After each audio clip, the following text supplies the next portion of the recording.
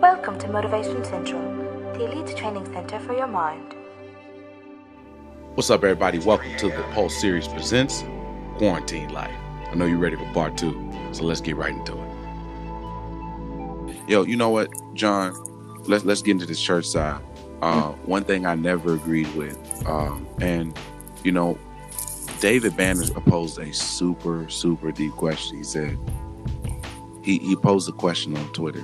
This is when he first started letting the world know that he was conscious, that he was woke. You know, I hate to say that because it's such a mainstream term now, woke, but he letting everybody know he was self-aware. He said, the slave master, he said, why would the slave master take away your language, take away your religion, take away your mother, take away your father, take away your kids, and give you the Bible? And so that thing kind of messed me up. Y'all know, you know, this is how we were raised, and it's like, and so what helped me out a lot, because I was struggling in that, because I don't know if people know, they need to get to know that Christianity was established by running through like gangsters saying, hey, accept Jesus or I'll kill you. They were called crusades. Right. And what do they call them to this day? Crusades. They call these when they go through the nations, or they go, you know, I think Rob Parsley called them crusades too. Crusades and camp meetings. Was the name of your church Crusades for Christ? Was that your church, or was it somebody else's that was in our circle? No, that was somebody else's church. But it was called Crusades for Christ, right? And that was a black church. Yes. You're calling it Crusades for Christ, where they went through countries. But see, that goes back to that not being aware thing. Like, they use this word, and not really knowing. Like, so nobody doing. So I'm just like, you know, when I met Sir Bay was a Moor. He was like, Christianity is a school of thought. He said, I'm sorry that you grew up and that was the only thing you learned. He was like, in my faith, he's like, we learned it all. We learned Hinduism. We learned Muslims. The Islam, Nation of Islam. We learned Islam. We learned the Baptist culture. We learned all of it. He said it's called they're called schools of thought. He said, I'm gonna tell you the truth, brother. He said it on our podcast. He said Christianity is the kindergarten level of the schools of thought. And it is. You're not supposed to stay there. And I was like, oh. So where I'm going with this is, before we get unfollowed by everybody, at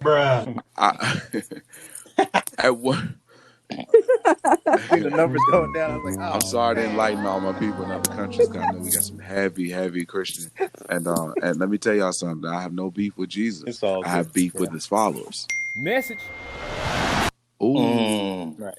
Ooh. I don't have no beef with Jesus. I got beef with people that because this is what we got to understand, y'all. First of all, when he left, he did not sign off on Pentecostal church. He didn't sign off on Church of God in Christ. He didn't sign. See, I know I'm losing followers now. He didn't sign off. Go ahead.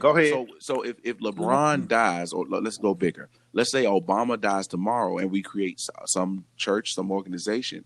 If he dies and he doesn't approve of it, we can never really know if he wanted that to happen. You see what I'm saying? So true. Yeah, right. You know, this is a whole nother story. But I just wanted I wanted you to, or we can come back to it. It's no question. But I just want to know, at what point did you be like, something wrong? Like, why they keep telling us to be broke, dog? And then I realized the slave master, this is from the slave master. But go ahead. When I got tired of being broke, I'll tell you what happened. They used to preach it, bro. Exactly. I woke up one day and I was married and broke. I woke up one day married, struggling, a believer, and broke. I woke up one day married, struggling, a believer, a preacher, and broke. I woke up one day and I woke up and said, I'm tired of my wallet looking so devastated. When my wallet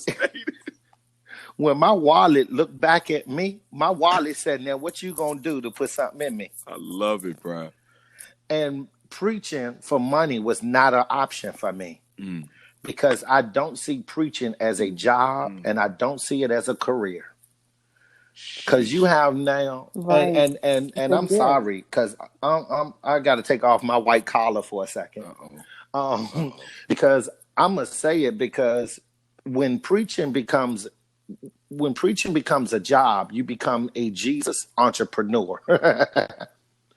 you become mm-hmm. a become a Buddha entrepreneur. You're selling faith. Faith is never meant to be sold, and any person who is selling faith per se, who is selling faith, is no better than the sons of Stephen in the Bible.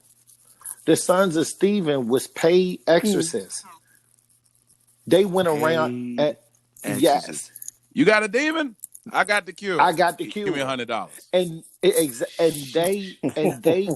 they practiced and they learned of Christianity by way of the teachings of Jesus and the teachings of Paul. That's why that demon, when he was before he beat them, he Teach, brother. spoke back to them that which they knew, so that they knew that the demon was familiar with what they were working with. Oh, we're gonna do a part one, part two of this. Keep going. And Mm. so he Mm. says, first thing the demon says back to the sons of Stephen, he says, Jesus I know. They go, okay, you know Jesus. He go, Paul I know. They like, oh, you know Paul. Mm-hmm. We come under their authority. He said, but who are you?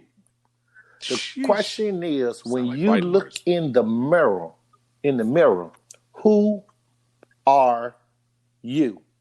If you're walking under the authority of Jesus Christ, who are you in that authority? If you're walking under the authority of Mm. Paul, Peter, James, your pastor, your bishop, your apostle, your prophet, who are you? Because at the end of the day, you're going to have to give an account for yourself. You got your own bank account. You have your own address, hopefully. You have your own car. You have your own family.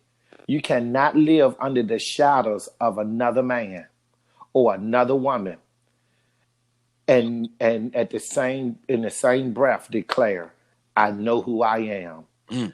One thing I have learned, you all, just in being around church, and Mike, I'm coming down this line, man. Come on. I have watched people control other people's destinies Yeah. because they knew that the person that was destined to go somewhere, they could manipulate them to keep them where they were. Because I don't want you to Right. get any further than me, because you then gonna realize you don't need me. Message. Ooh. And as long as you Mm-hmm. need me, Mm. I'd rather you have nothing and need me than you have everything and I need you. You know what? Social media destroyed a lot of those type of preachers. Oh yes, it did. Because they, first of all, people, you could not listen to another pastor. Mm-hmm. And that was a control mechanism, because Exactly. the pastor down the street will wear your pastor out. That's the real truth. I know that Exactly. as a musician, I know that I travel with pastors, I played for pastors, and hitting the road, I know that I just knew. I was like, okay, there are certain pastors that they're at a certain level, the ones that bring in dope preachers and Mm-hmm. evangelists and stuff. Mm-hmm. And they're very strategic about who they bring in. And I've heard pastors tell me, I don't have no strangers speaking to my sheep. You know what I'm saying? And I'm Mm-hmm. like, but if they lit, I mean, if they speaking, I mean, and then it just started to, as I hang close, I started to realize the control mechanism, and Mm-hmm. just, people now can just reach in their palm, Jamal Bryant, wear it out. They can look at, Exactly. and it's like, okay, Jamal Bryant may have his issues or have had a lot of public issues, but what they do see is my pastor don't preach like that. Exactly. One thing Jamal Bryant can do, I don't care how you feel about him, that's one preaching black man. He can preach. The He can tell Bibles. yeah, and I'm not talking about hooping, I'm talking about actual Mm-hmm. teaching. So, the way he does it, Noel, and, these guys can really teach. So, you couldn't just turn on. You had to look at it on TV. And then when it came on TV, a lot of times it came on at 11 o'clock, 12 o'clock while you in church. So a lot of people couldn't see. And now it's like those guys are getting exposed because they people know good preaching now. And they really, and I guess I'm talking about the Pentecostal world because Kojic, they all speak at each other's place and stuff. It's a different swag. Pentecostal, in the Pentecostal church, you go to your church and you go to your church only, or you'll be called a church hopper. A lot of control. Of control. So before we lose all the rest of our followers, let's go to What's great, family? This is your man Frank. The Pulse series is brought to you by Motivation Central, the elite training center for your mind. Take some time, go visit patreon.com, search for Motivation Central, and that's where you can see everything that we have to offer, even outside of this podcast. And just because I know how much of a impact this would have on your life, I want to give it away to you for free for a month. So patreon.com, Motivation Central. All right, family, peace.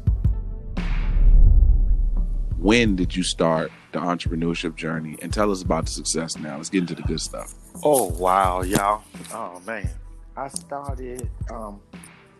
started this journey about 4.5 years ago.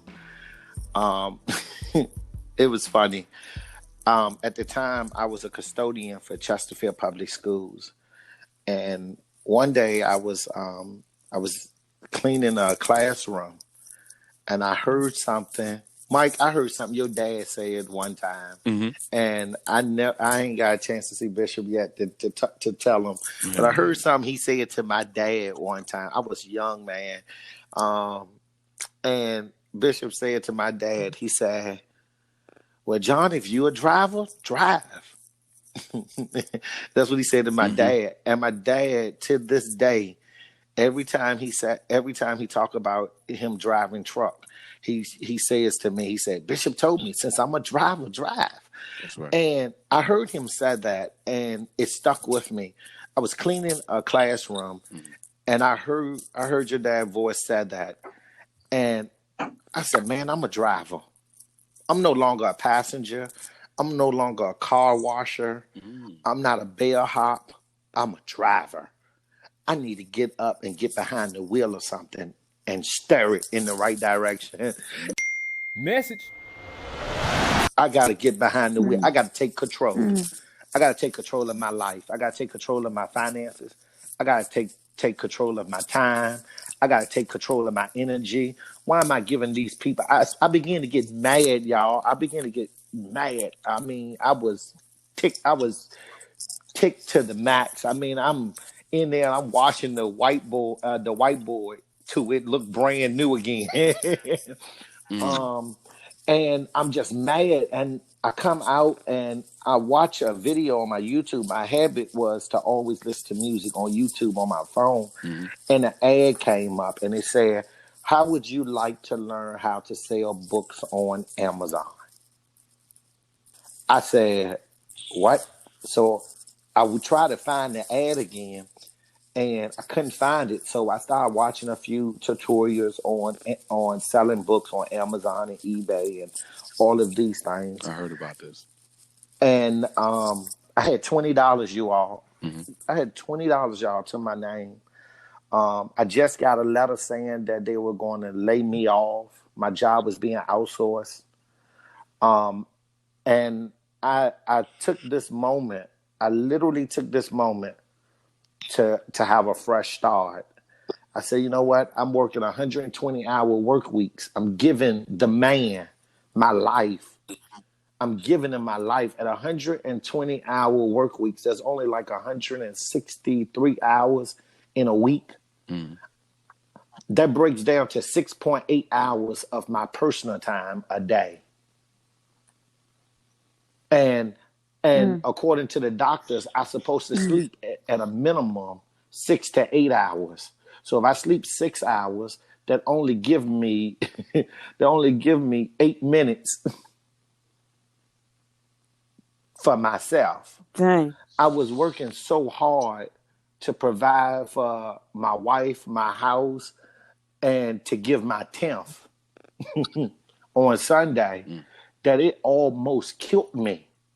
I was being told by leadership at the church I was at the time, I was told, just keep working hard. God's going to reward it. When I went to them and I told them, hey, look, I'm thinking about starting my own business. Oh, no, don't do that. Don't do that. Don't do that. Wow. No, don't do that. That's not what don't do that. Don't do that. That's exactly what I heard. That's not what I'm hearing the Lord tell me for you to do. Hold on. Huey and Louie. I asked this person then, I said, hold on, time out. If I got to give an account, why you giving me an answer? If I got to give an account. Well, the Lord put me here as a spiritual leader. And because I'm your spiritual leader, I'm going to have to give account for what the Lord give me to give to you. Now, watch this. I'm going to show you something. I'm going to show you something real quick. Oh, my wow. The tool of manipulation. If I'm broke, you still want your 10th. If I'm rich, you still want your 10th. When I ain't got it, you beating me from the pulpit because I ain't got your 10th. There's two things that I grew up seeing act like that in Baltimore. One was what they call a gigolo, and the other one was a pimp. Let me move on. Cue the organ. and being in ministry, I have watched slaves in the pews get beat because master said, you ought to do this. And they're not able to do it. So they beat them repeatedly until they beat them into one submission, beat them into omission, and then beat confidence out of them.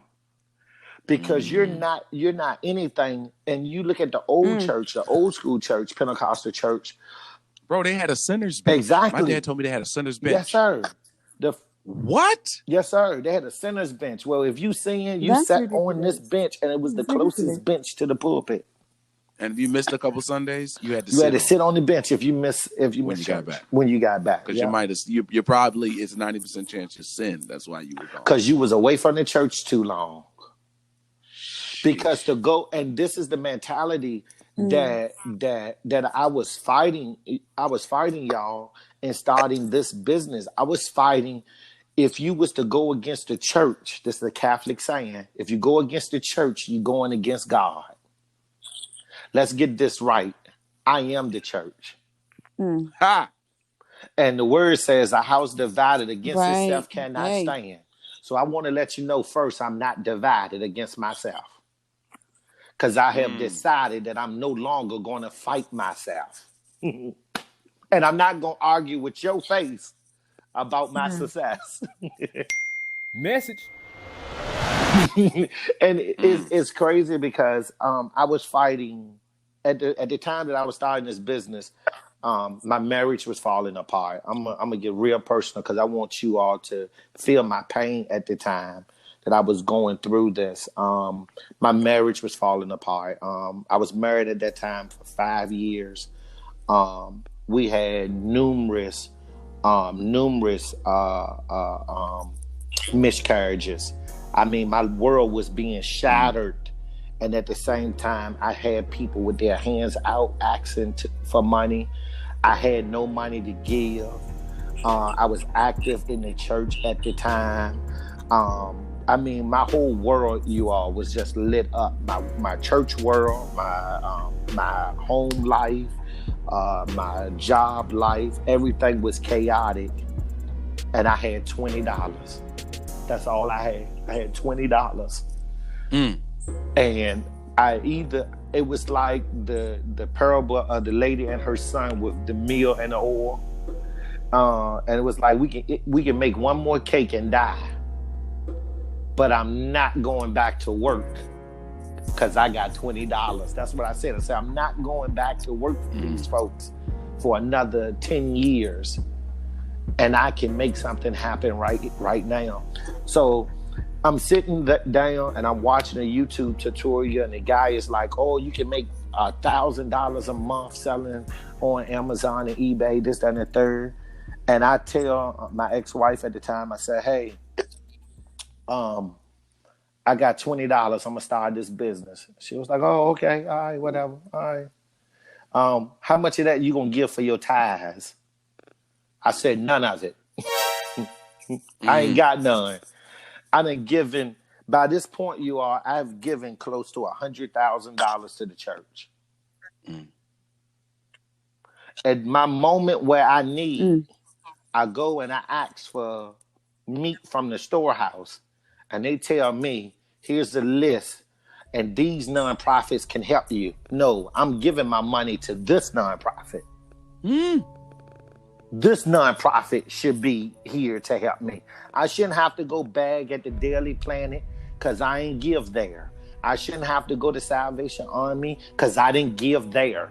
I shouldn't have to go. You tell me that the Catholic Church is against God, but you gonna send me there to get their money? I ain't give there. I gave here because you told me that there would be meat in the storehouse, and there was nothing there, y'all. There was nothing there. That's when I woke up that I was believing what another man told me and not experiencing God for myself. And I went through a total culture shock because I realized I really didn't have a relationship with God. I had a relationship with men. Because everything that I was told or taught, a lot of it did not work.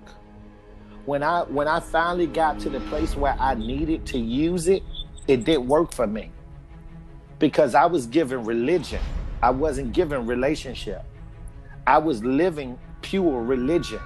I was going to church out of a habit, out of a duty, out of a response of he kept me Monday through Saturday. If he wake me up Sunday, I'm running to the church.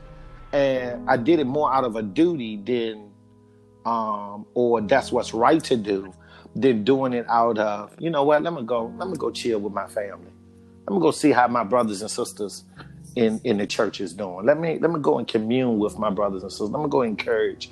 And it was more like I was going because if I didn't go, I was chastised because I didn't show up. You know what I mean? It was more out of obligation than anything. And then I got to the point where I decided that if I had to give up my marriage, if I had to give up having free time in initially starting off, if I had to give up friendships, if I had to give up family, my family told me, you need to go. When I first started and the business didn't look like it was going to take off, they told me, take a $20,000 pay cut and go back and get your job back. So you want me to do a $40,000 a year job for $20,000? I was told, oh, God not blessing you because you didn't give your 10th out of that $20. I was told I was cursed with a curse. 4 years later, I have made a little over $3.2 million. Tell them to bring me my money. Sheesh. Hold on one second. The same people that was telling me I was cursed is the same people singing my praise. The same people that told me I won't go nowhere. It's the same people with a curse that want to be my friend. The same pastors that said, you know what, it's just God getting back at you. They're the ones that want me to come and do entrepreneur workshops in their houses. And this is what I told them. I told them the same word they told me. Satan, the Lord rebuke you. I want, because this is I went out on a limb with $20, y'all. You got people that's trying to do, and I'm not knocking no one's hustle. I tried Pride America, selling insurance and annuities, and I tried Amway. I tried Pegasus Cleaning. I tried Molly Mae getting a franchise. I tried Janny King. I tried JN Pro. I tried Avon, and I tried what's that one that you get the car? I can't even remember the name, Mary Kay. And when I looked at all of these selling opportunities, when I looked in the numbers, because the first thing I did was I looked at the numbers, like how many sales representatives was black, how many sales representatives was white, how many sales representatives, like their statistics, their numbers. 70% of most of these companies eat off of the back of the minority. If we stood up and we band together, we can do it for ourselves. People who don't even, Wells Fargo Bank was one of the biggest mortgage givers for slaves during slavery. Where do you see a Wells Fargo Bank? Oh my goodness. In black neighborhoods? You have one in Southside Plaza. You have two over off of Azalea. These are black neighborhoods. When you get into the white neighborhoods, I didn't pay attention to that. It's Richmond we talking about, y'all. Richmond. This is Richmond. When you get into the majority of the Caucasian communities, you get the big banks. You get the real big banks. You get like the naval credit unions. You get the housing association credit unions. You get the city banks. You get the towns banks. Oh, okay.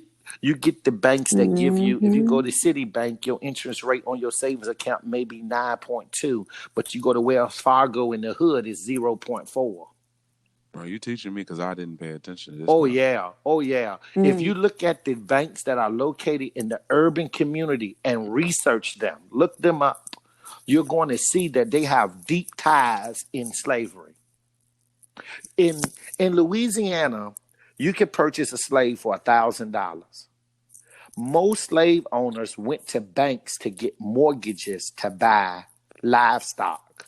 Slaves was looked at as livestock.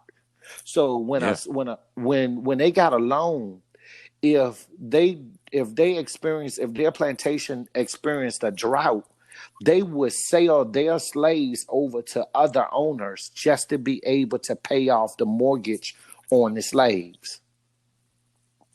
So you remember the movie 12 Years a Slave?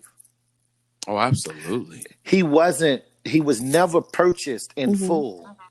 He was always sold for a little less than what the mortgage was. That's why he was never considered free. If a slave was completely paid off, they were considered free, but they were still considered property to the plantation owner. He was never considered free because he was never sold, and the original mortgage for him from the bank was never paid in full. What am I saying? I'm saying make sure nobody else own you. Sheesh. What am I saying? I'm saying that I have learned in 4 years that everybody has a price, but you need to make sure that yours is greater than diamonds and rubies. And the only way you can make sure of that is for you to have them. You can't say you're worth gold and you don't own gold. Man. Message. You can't say that you're worth more than rubies and you never held one. The life of a entrepreneur is a bottom life, but it have top shelf benefits. Message. Man, I'm not liked because I'm not here to be liked. My mentees, I have taught 84 people now in this business. My mentees is blowing my other phone up. They're like, you on a podcast? We need to listen in. So Strode, let me tell you something. They're going to light it up. It's going to drop. They're going to light it up soon as it drops. They're like, But I taught 85 people this business. Out of 85, there's 4 that is close to me. And I tell you why they're so close to me. And I'm going to name them. I'm going to give them their props. It's Keisha, It's Jonathan. It's Tasha and Kobe. That's they're married. And last but not least, it is Kenny.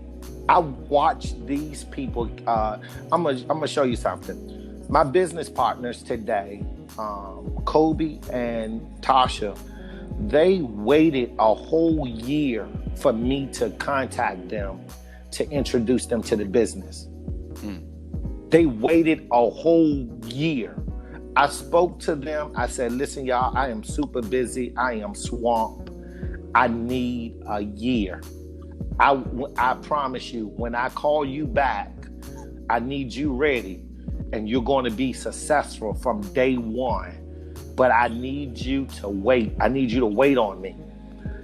Tasha said, okay, bro, no problem, John. We'll be right here waiting. She didn't set up the account. She didn't do anything. They waited.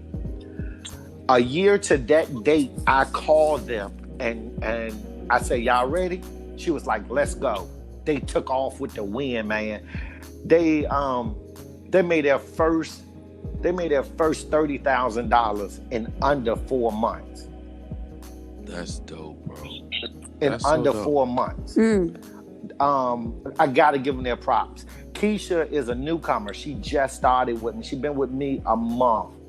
And she's like, she's one of the biggest personalities I ever have had around me a day in my life. She's like a mama to me, y'all. Me and her was talking, and I met her in a thrift store. I was on the phone. I think I was on the phone with you, Scroll, while I was in a thrift store. And she looked around the counter. She was like, sir, can you talk lower? I was like, huh? She was like, she just looked at me like, if you don't shut up, like, you really disturbing the peace. And she looked at my basket and she said, what you do with those books? I said, I sell them. She said, oh. I said, if you want to know more, I gave her my contact information. Said, just hit me up, you know. And she called me. We got to talking. And she told me, she tell me every time she see me, she said, I thank God that you was annoying in that store. And I said, why you said that? She said, because I never would have learned how to make this type of money in my sleep. This is why sleep is important. Sleep money. You can sleep when you're making money in it. It's easier to sleep when you're making money sleeping. It's easier to sleep when money comes to you in your sleep. Joseph didn't have a problem sleeping through the famine. He didn't have a problem sleeping through the famine because money was still coming to him in his sleep. What he did in the 7 years of plenty paid for the 7 years of lack. We got a mentality, we got a group of people that want financial prosperity, but they want it tomorrow. But they're not willing to do the work today. They want to hear a message and be able to write 5 steps down and go through these 5 steps, and they come out the other side millionaires. Not so. You got to lose something to get. People ask me, John, how you get where you at? You got to lose something to get where I am. Message. Because there's no glory without a sacrifice. There's no Netflix without it. You know what I'm saying? You can't binge watch your favorite show every day. Oh, no, sir. And get what you're talking about. No, sir. I'm getting to the place, man, where I don't even want to watch TV in the morning. Right. I don't want to hear nothing in the morning. I just want to hear my brain and my phone ching. See, that's all I want to hear. This quarantine is the time for people to really.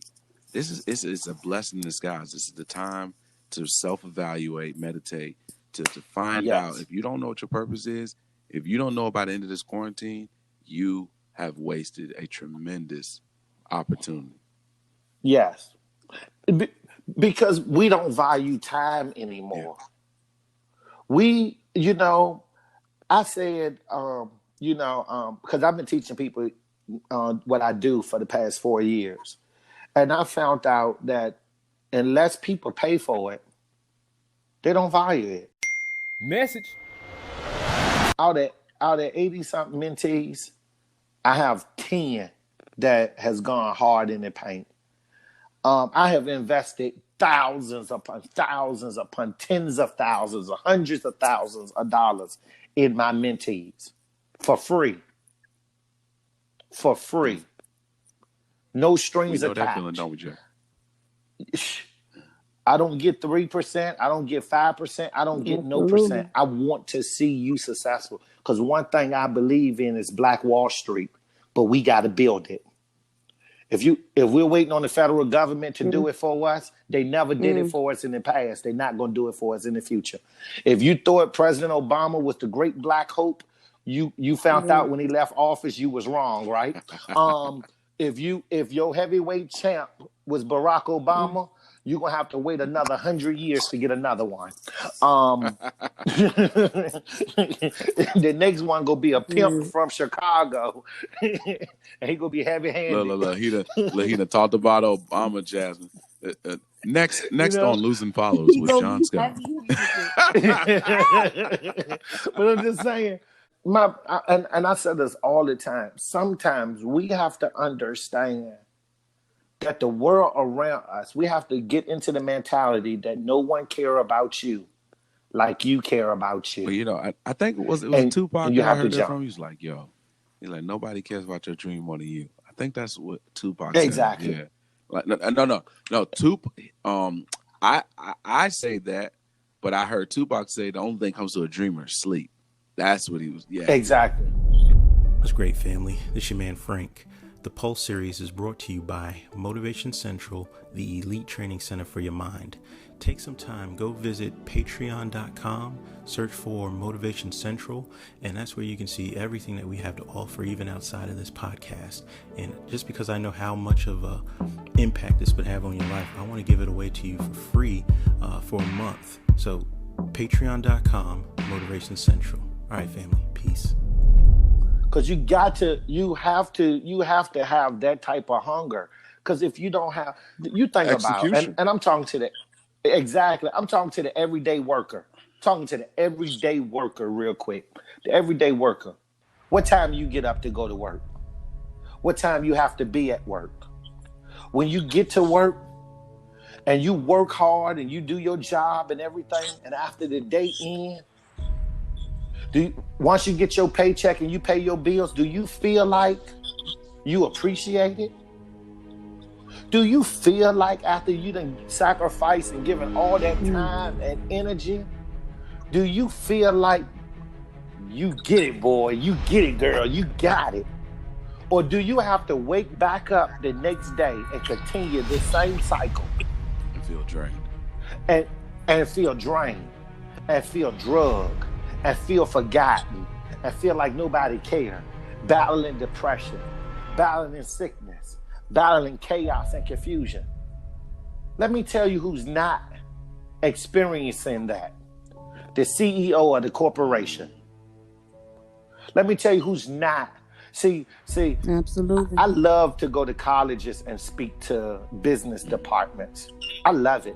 They hate it when I'm done, because I basically tell them, if you here to own your own business, then this is the place you need to be. If you here to run my business, you don't need to be here. I can pay you $40,000 and teach you everything you need to know about how to run my business, but you won't need to take $300,000 in debt to get it. I'll train you. But you ain't got to come here, because this is a racket. One of the biggest racket is the health insurance and the college and the colleges, is the education system. Think about this, y'all. Mm-hmm. Think about this. And I want y'all to think about this real hard, real quick. So, at one time, certain schools was distinguished, and they separated themselves from a lot of the other schools by being a on-site campus. They said, you get the elite teaching here at Harvard. You get the elite teaching here at Yale. You can't get certain schools or classes online. Guess what done happened? Everybody is online now. So you're paying $50, $60, $70,000 for a semester to be sitting on your mama's couch eating her peanut butter and jelly to get a degree or to get a experience that's just like everybody else's experience at this moment in their mama's living room, sitting on their couch, that when you graduate, you may not be able to walk the stage, but when you graduate, you're going into a job making $50,000 with $300,000 worth of debt. Yeah, I mean, and you know what? I mean, I think we all know this, that that university and college life, it has its pros and it has its cons, but the biggest thing is we know it's like a rite of passage. Unless you're a nurse or a lawyer or a doctor, like that level, or engineer, that level, you need the training in the college. But when we're talking about a lot of these, like even with Brianka, through college, through going to VCU, she met me, got the opportunity to work with Kendrick Lamar through me. Then she leaves and does all types of other things that have nothing to do with college. She got she got great training there. She talked about the professor and he made her do certain tasks and stuff. But if you think about it, Brianka, I'm pretty sure she would say this, is that she could have done it on her own. Linking up with somebody like me meant you just need to be in the community. You just need to know who's who. Linking up with the internships you want to do, it's a matter of being hungry. She said she did the emailing, she did cold calling. So it's work. And so that a lot of times the college thing ends up being a rite of passage. That degree is a rite of passage. Like, oh, you can start something and you can finish something. They know that at face value. But there are a lot of people that are college dropouts that became millionaires, Oh yeah, but you don't hear about those. You're not hearing a lot about the dropouts because the system is rigged that either you complete what you start or it don't count. It doesn't count. Have 3 degrees. 3. I'm not using neither one of them. 3. I paid off over $280-some thousand in school debt in one clean sweep. Beautiful. Message. Took 6 months to do it, but I did it. They wanted me to pay on them for 30 years. Debt free. That's the key. Well, my church is debt free. My organization is debt free, but you a liability. Man, I ain't mean for that to come out like that. That's my fault. You're not debt free. What good is it for you to be at the band, to travel with the band, but you don't get the shine of the band because you can't play an instrument? You just a groupie. They can. Hey man, let me tell you something. We titling this John Speaks. I'm gonna make this a 2-part series right here. Maybe 3. You have to get to a place as an individual where you find yourself, find your purpose, your calling, your gifts, and then tap into them with absolutely no abandonment. If you can talk to people, you need to go, hey, look, I hate talking to people, but I can talk to people. How can I turn this voice into $1? I'm sorry. Every corporation that I've ever worked for have used my gifts to turn it for $1. I found a way to prostitute my greatest gifts legally. I like to shop. I like to spend as little money as possible. I like to travel. So I said, okay, I can travel. I can buy books for cheap. I can sell them for higher. So I buy books. I'm going to give y'all a little bit of my markup. So I can buy a used book for 10 cents. Now, a used book can be selling online for $400. I can get a whole set of used Dr. Seuss books, 10 or 12 of them in a set. And I could be selling them for $300-400 a set. So why is that? Because what happens is the market only stands to bear what the people are willing to pay. The convenience of shopping, staying at home and shopping, people tend to pay more because they don't have to spend gas. They don't have to spend time in the store. At this moment, one of the biggest things that people are buying like crazy is entertainment and education things for their kids, and entertainment things for themselves because they're locked in. Well, one Dr. Seuss book may cost you $6 to $7 new, and he got, I think it's 48 books out. Used, those books will cost you in the store like $4, $3 to $4. Where you take that, you take them in used condition and you time that by 48 times. That's where you're going to get your price, because you're selling them all as a set. But it's really driven on what the market is willing to spend. So you're making money even in the quarantine. Yes, sir. I'm making my average day is a little over $1,500. That's enough. No more for them. No more, brother. No more, brother. They can't get no more. Okay. Sorry, y'all. Yeah. John, I'm gonna name this John Speaks, man. I really, really, really hope that everybody can catch a tenth of what you're saying. And I hope they can just get the overall message. You already gave the nugget today. I only got to give a nugget because you dropped it. The nuggets are all through this joint. And Timon gonna be yelling message all through this joint. You know, whether you agree with, you know, his view on, you know, Christianity or not, is relevant. What's relevant is that you understand the message, the overall message of what he was saying. And so let me just say this right here, and we're going to transition out of this thing. John, we appreciate you for coming through. Man, thank you all for having me. Yeah, and I'm going to release this ASAP because it's so needed right now in this quarantine. And so, you know, so you can also tell your people about it. We definitely want more, as much listeners as possible. Shout out to everybody in the 7 countries that listen to us. Man, just big shout out to you. Yeah, man. Wow. Small audience, but it's growing. Wow. The analytics are just, it's mind-boggling, you know.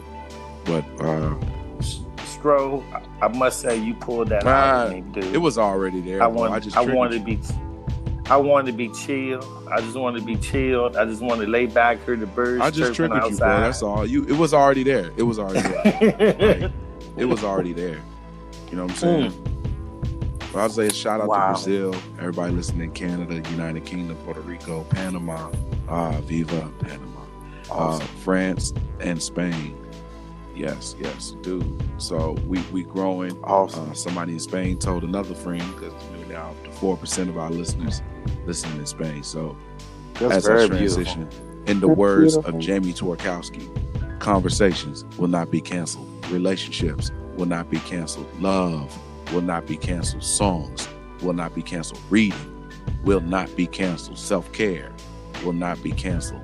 Hope will not be canceled. May we lean into the good stuff that remains. It's your boy. Salutes to everyone that still has hope and still has the dream. Let go. See y'all next time.